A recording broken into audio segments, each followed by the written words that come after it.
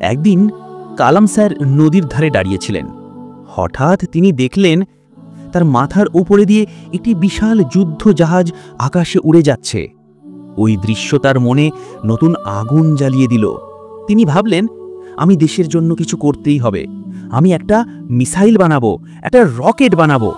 এই ভাবনা থেকেই শুরু হলো তার প্রস্তুতি। কোনো দেরি নয়, সে সরাসরি কাজ শুরু করল ভারতের বিজ্ঞানী টিম নিয়ে। সে তার পুরো টিমকে ডাকল।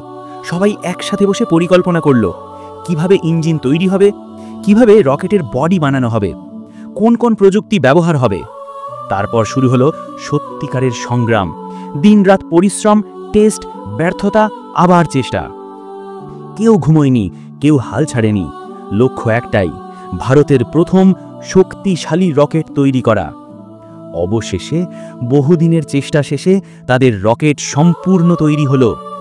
কালাম স্যার টিমকে নিয়ে লঞ্চ প্যাডে দাঁড়ালেন। সবার চোখে ছিল উত্তেজনা আর গর্ব। কাউন্টডাউন শুরু হলো। 3, 2, 1।